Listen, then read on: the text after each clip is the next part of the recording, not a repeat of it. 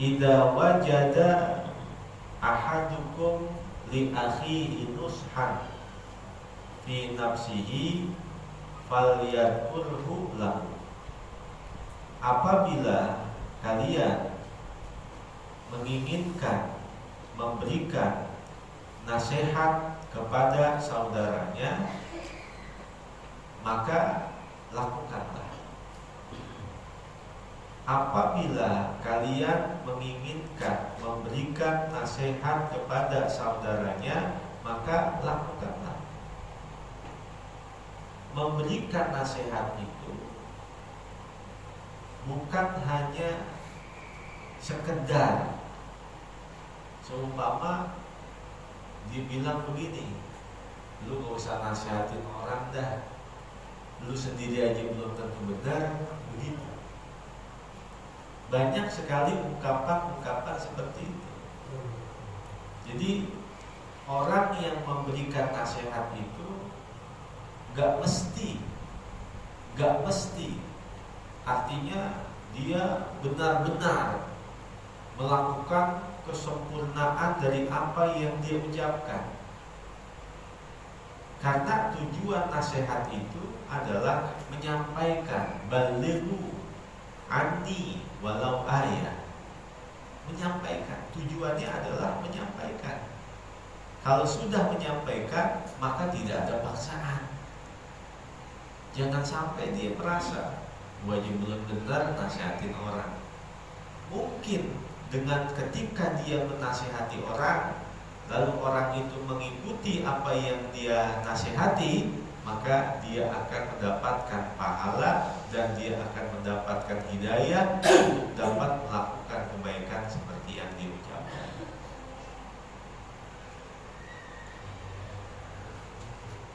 (885) Idza wajada ahadukum aqraban, apabila kalian mendapatkan kalajengking,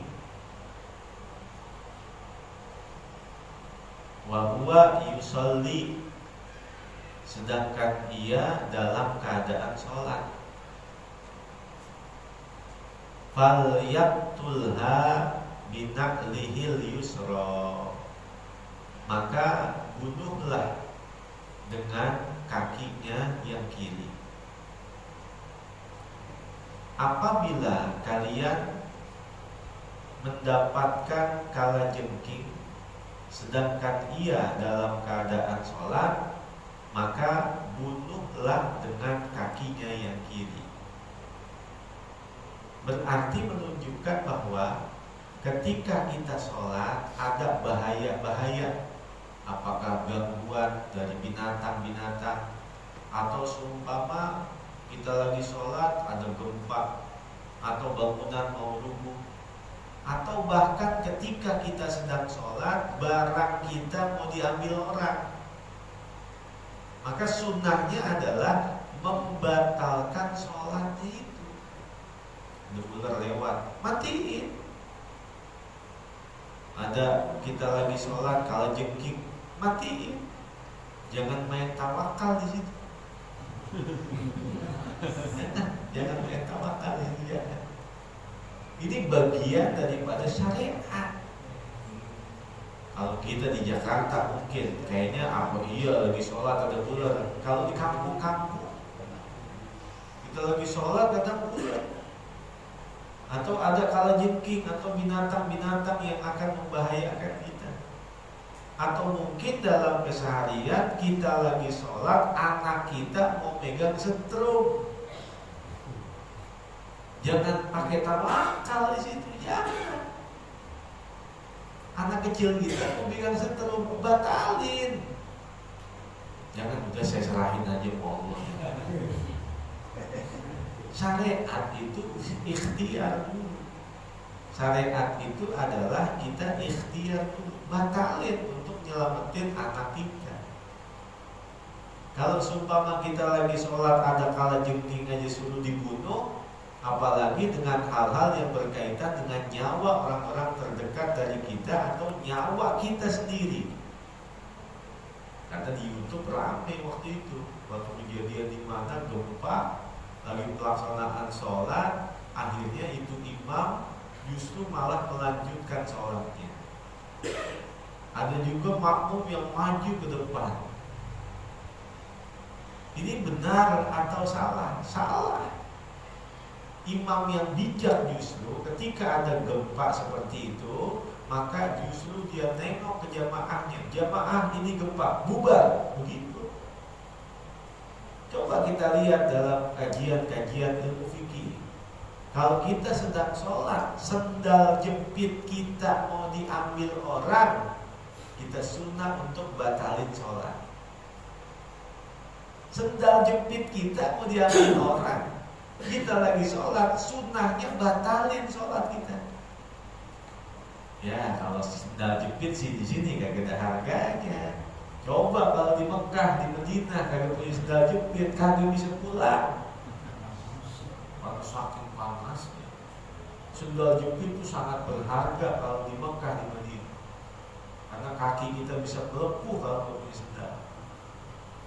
Ini kita lagi sholat, sendal jepit kita mau diambil orang, sunnah untuk batalin.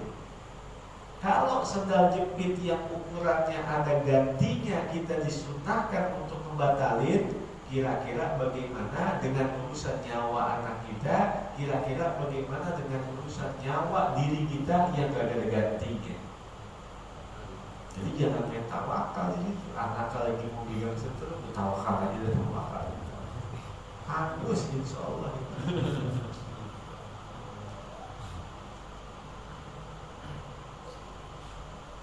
Delapan, enam. Ida wajad tal qomlata fil masjidi, apabila kalian mendapatkan kutu di masjid, fa'alqiha fi thawbika, maka lemparkanlah ke pakaianmu, hatta takhruja, sampai engkau keluar. Kalau dia matiin kutu itu, seumpama bangsa di masjid, lalu bangkainya dia buang di masjid, itu hukumnya haram. Kalau dia membunuh binatang di dalam masjid, maka bangkainya dibuang. Kalau seumpama dia nyata-nyata gitu, nempok nyamuk sampai mati, maka dia berani melakukan itu, maka berani untuk membuangnya keluar dari masjid.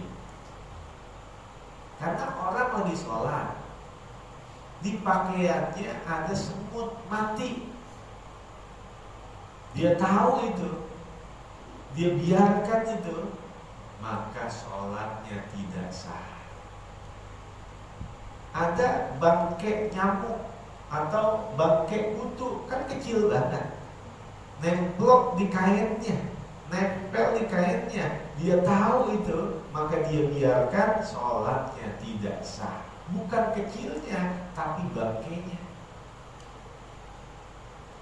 Jadi najis itu adalah bangkai segala macam binatang. Walaupun binatang yang tidak berdarah mengalir, ketika berada di pakaiannya bangkai tersebut, dia sedang sholat, maka dia tahu, dia biarkan, sholatnya tidak sah. Jadi ada bangkai yang dimaafkan di pakaian, ada najis yang dimaafkan di pakaian, namun tidak dimaafkan di air. Apa itu? Yaitu binatang-binatang yang tidak memiliki darah yang mengalir. Kalau dia jatuhnya di air, dimaafin. Tapi kalau jatuhnya di pakaian, ya dimaafin.